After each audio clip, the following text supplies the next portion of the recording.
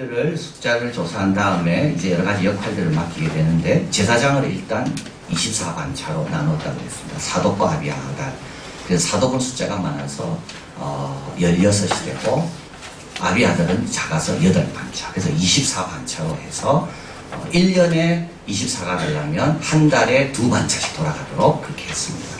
자, 이제 오늘은 노래하는 자인데요. 역시 24반차입니다. 그래서 노래하는 자는 아삽, 여두둔, 헤만 이 세 아들인데 이 아버지인데 이 세 아버지의 아들들 아삽은 4명, 여두둔은 6명, 헤만은 14명. 그래서 총 합치면 24명이 됩니다. 문지기도 24반차. 그래서 다윗은 얼마나 행정력이 뛰어나는가 하면 어디 가도 24, 저기 가도 24.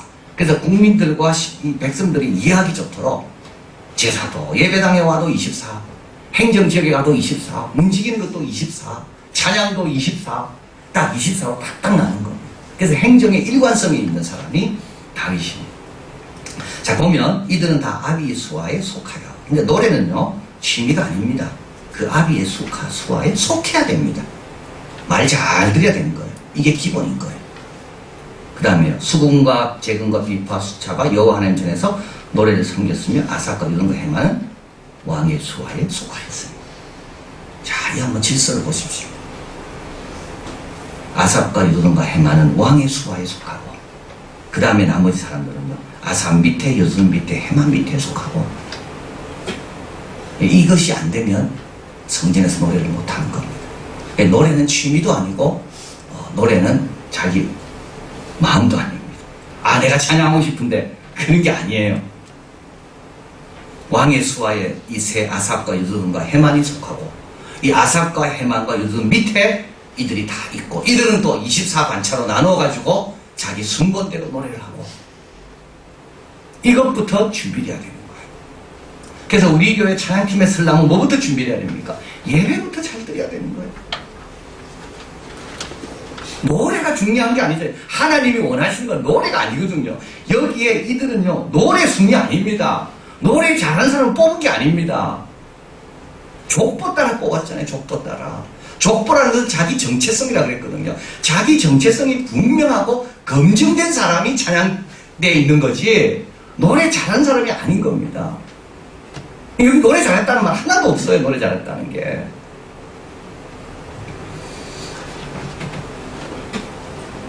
참고로 적어드렸는데 시편에 보면 아삽의 시가 많이 나옵니다. 그리고 영장으로 여두둔의 법칙에 의지한 노래가 62편에 나옵니다. 여기 아삽도 나오고 헤만도 나오고 88편은 헤만이 노래고요.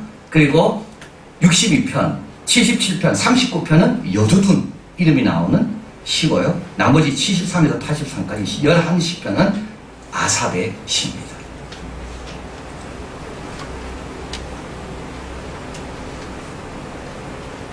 이 24반차의 지도자들이고 그들 위에는 다윗이 있고 다윗 위에는 하나님이 계시고 질서를 따라서 일하는 겁니다. 딱 질서를. 자, 그리고 7절에 저희와 모든 형제 곧 여호와 찬송하기를 배워서 익숙한 자의 수효가 288인이더라. 다 배워서 합니다. 다 배워서 연습해서 하지 그냥 하지 않습니다. 배워서 해야 돼요. 여호와 찬송하기를 배워서 언제까지? 익숙해질 때까지. 계속 연습하고 익숙해질 때까지. 내 몸이 그것을 기억할 때까지 연습하고. 하나님은 그런 찬양을 받으시지 아무 연습 없이 그냥 덜랑덜랑 와가지고 그냥 악보 펴가지고 그런 찬양을 받잖아요. 교사도 마찬가지죠. 자기가 배워서 익숙하게 될 때까지 연습해보고 실습해보고 이게 말이 되는지 안 되는지 한번 다른 사람과 대화해보고.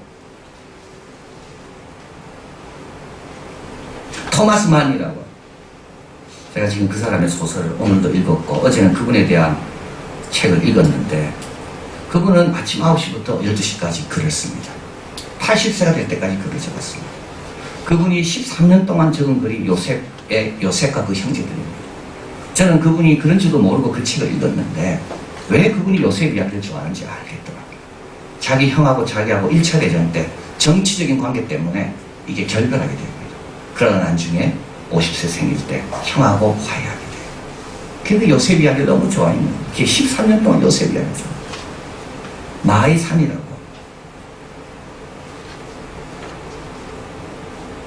그 책을 통해서 노벨 문학상도 받고 2차 대전을 기록한 파우스트 박사 이야기라고.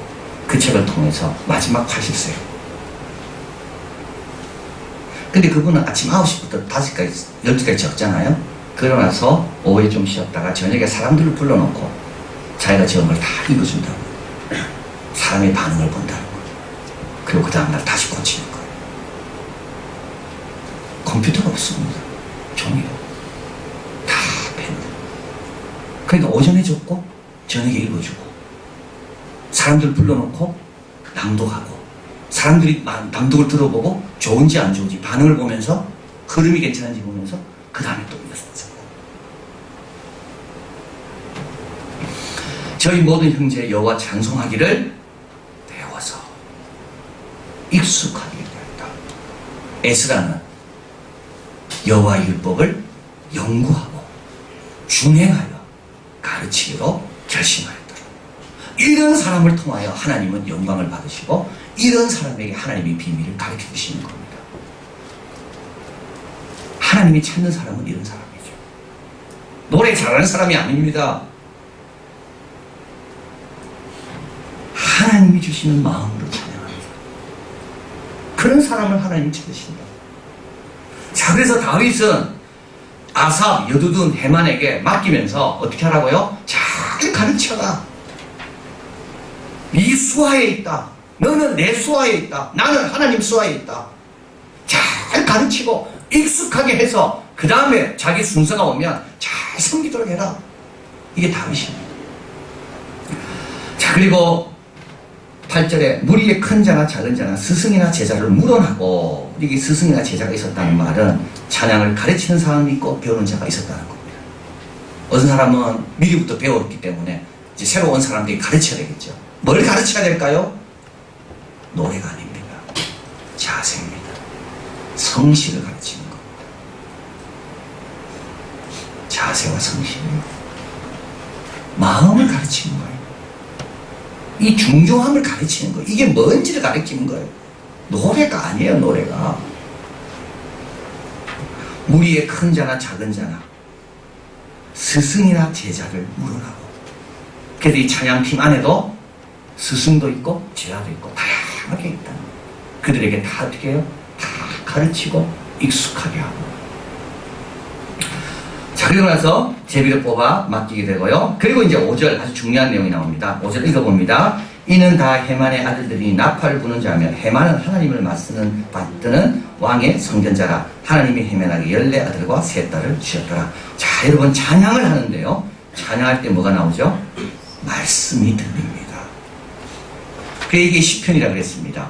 탄식시입니다. 하나님께 기도문이거든요. 감사의 시입니다. 그런데 그것이 나한테 들릴 때는 뭐로 들린다고 그랬습니까?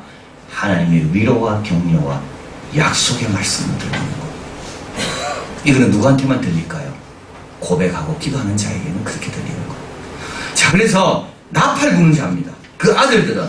그리고 해만은 다 어떻게 됩니까? 이거 찬양대 지도자입니다. 그런데 해만에게는 또 어떤 것까지 하나님 주셨는가 하면 하나님의 말씀을 받드는 성견자가 되게 하셨다는 거예요. 그래서 여러분 찬양 듣고 찬양 부를 때 하나님께서 그 가운데 말씀하심을 듣고 마음을 열고 정성을 불러야 되는 거. 그러면 찬양이 올라가는 것 같은데 내한테는 뭐가 말씀이 되어서 들어오는 겁니다. 그래서 다시 회복되고 회개하고 헛된 마음 다 버리리. 내가 지금 헛된 마음 버리리. 다시 오실 왕을 찬양하면서 어떻게 됩니까? 마음이 아주 간단해져요. 다시 오신다는 그분을 기다려야 되겠다 생각하면 복잡한 마음이 별로 없어져요. 누가 높고 낮은 게 대한 그 힘들었던 게 다 정리가 된다니까요. 그러니까 찬양을 부를 때 정성껏 불러야 되고 형식적으로 부르면 안 됩니다. 왜냐하면 하나님은 찬양을 통하여 우리에게 말씀하시거든요. 이 적어놨잖아요, 여기에. 해만은 뭐라고요? 하나님의 말씀을 받드는 왕의 선견자라. 그래서 찬양을 부르다가 하나님 듣는 말씀을 왕에게 전달해 주는 겁니다. 자, 그래서 우리는 이 찬양에 대해서 몇 가지 새로운 걸 압니다. 찬양은, 순서는, 여기 찬양대 오는 거는 노래가 아닙니다. 찬양대 들어오는 거는 하나님께 찬양하는 건 노래가 아니라 뭐라고요? 족보라, 족보. 거듭난 사람. 이 일이 뭔지를 아는 사람, 검증된 사람. 그 사람이 찬양대 들어오는 거.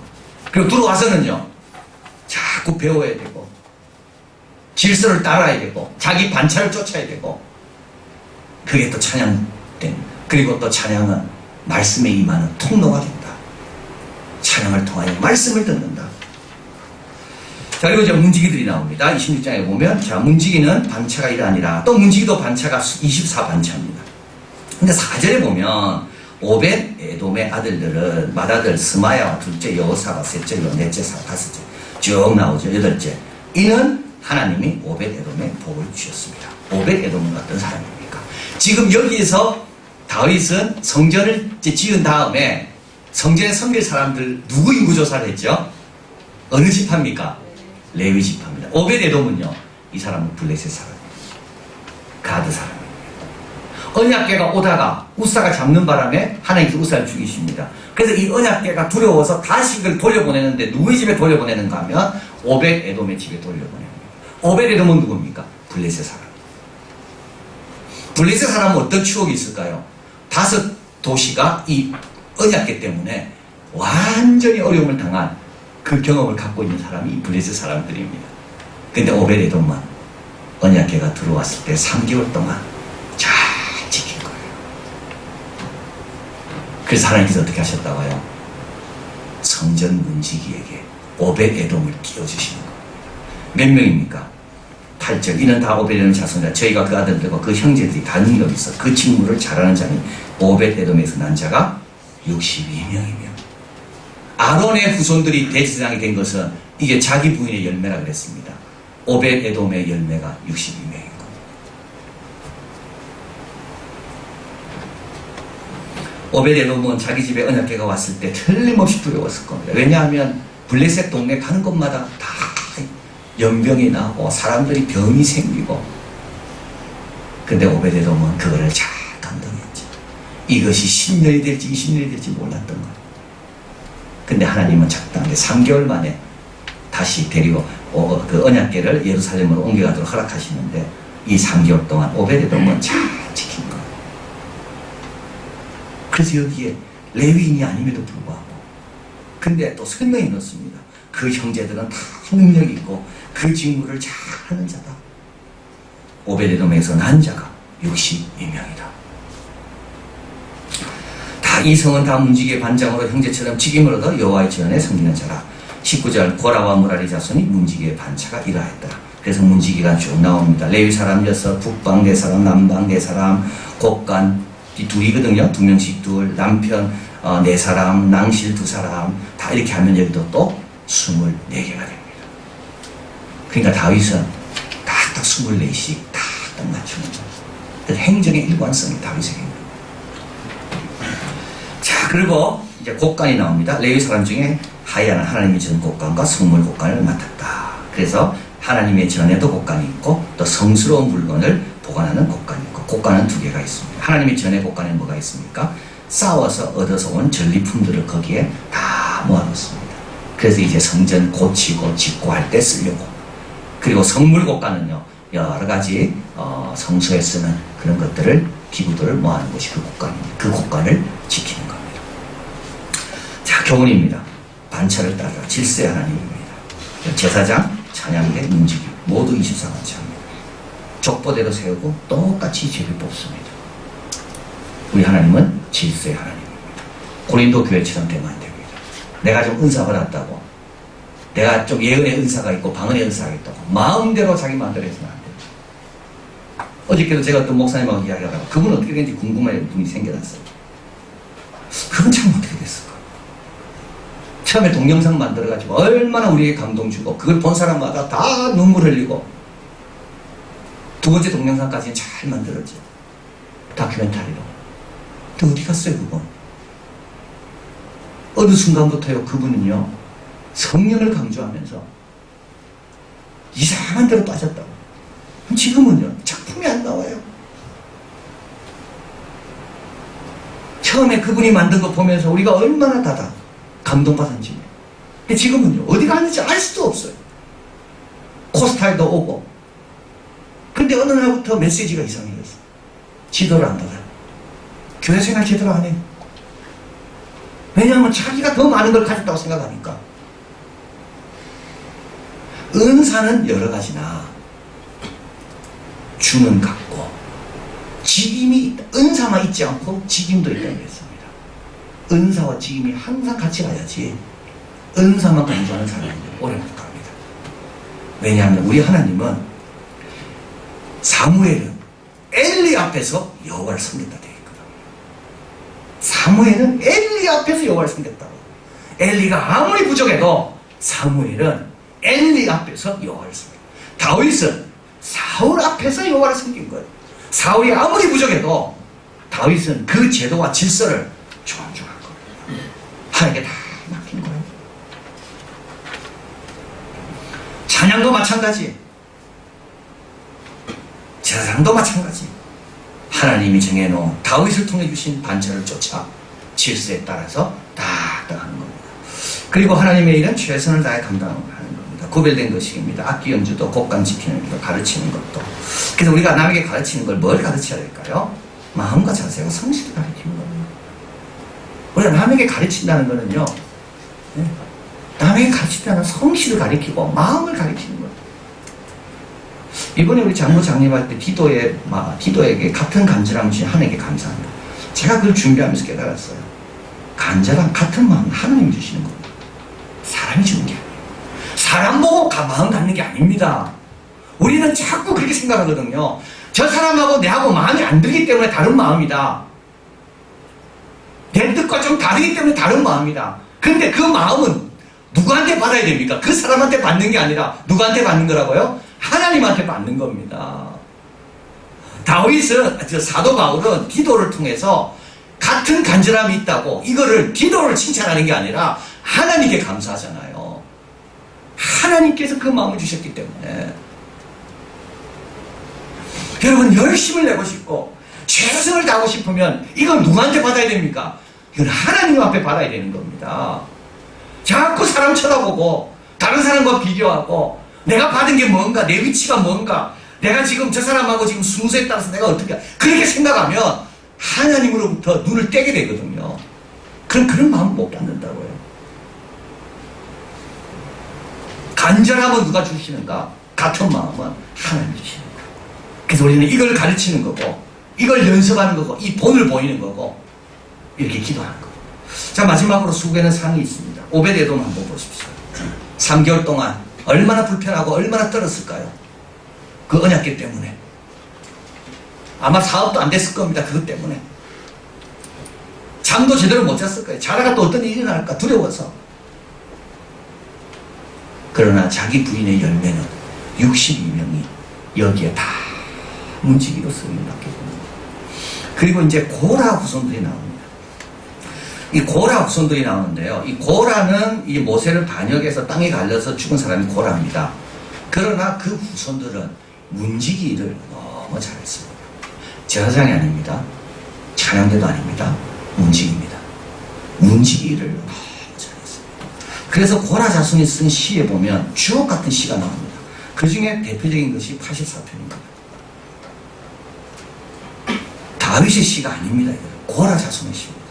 만군의 여호와의 주의 장막이 어찌 그리 사랑스러운지, 내 영혼이 여호와의 궁정을 사모하며 쇠약하며 내 마음과 육체가 생존한 하나님께 부르짖나이다. 나의 왕 나의 하나님 만군의 여호와 주의 제단에 참새도 제 집을 얻고 제비도 새끼들 보금자리를 얻었나이다. 주의 궁정의 한날이 다른 곳의 첫날보다 낫습니다. 이게 누구의 시입니까? 고라 자손의 시입니다. 이들은 누구였나요? 문지기였습니다. 그리고 이렇게 이야기합니다. 악인의 장막의 거함보다 내 하나님의 문지기로 있는 것이 좋사오니. 이 시는 어떻게 끝날까요? 만군의 여호와여 주께 의지하는 자가 복이 있나이다. 문지기면 어떻습니까? 문지기라도 제대로 하면 이런 놀라운 시를 하나님께서 선물해 주신다. 아버지 집에 있는 것이 세상에 있는 첫날보다 훨씬 낫습니다. 주께 힘을 얻고 시온에 데려가 있는 자는 복이 있다고 찬송. 이거는 이 84편에 나온 거거든요.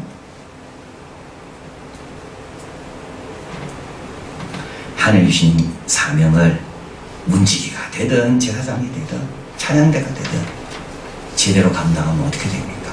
하나님께서 거기에서 더 귀한 것을 계속 붓는 걸 보게 됩니다. 있는 자는 받아 더 넉넉하게 됩니다. 나의 완전함을 따라 완전함으로 갚으시고 나의 깨끗함을 따라 깨끗함으로 갚아주시고 다 갚아주시는 거예요. 그래서 우리 하나님은 공평하십니다. 세상은요 공평할 수가 없습니다. 세상은 이게 1등은 한 명밖에 못 됩니다. 1등은 한 명밖에 그렇게 될 수밖에 없어요. 우리 구조가. 그러나 하나님은요 등수에 상관없이 하나님의 은혜는 모두에게 넘치도록 주시는 거예요. 내 아버지 집에 문지기로 있는 것이 좋다. 이거는 누구의 고백일까요? 실제로 문지기의 고백인 겁니다. 문지기를 그냥 한 게 아닙니다. 죽게 하듯 정성껏 문을 열 때마다 주님 들어오십시오. 주님 이 가운데 계십시오. 주님 떠나가지 않으십시오. 이 여기에 들어온 모든 사람들에게 주님의 성령이 가득하게 원합니다. 이런 마음으로 문을 열었다고. 그러니까 주님께서 하루가 천년보다 낫다는 깨달음을 주시는 거예요. 그리고 그 주옥 같은 시들이 고라 후손의 시들이 시편에 다 기록되어 있는 거예요. 속지 마십시오. 사탄의 말에 속지 말고 여러 가지 불평에도 속지 말고 우리는 어떻게 하면 된다고요? 성실과 주님께로 주시는 마음으로 그리고 십자가는 반드시 멸류관이 있다. 늘 기억하고 잘 감당하는. 그래서 온전하게 주님을 잘 섬기며 계속적으로 복을 이어가는 우리가 되길 바랍니다.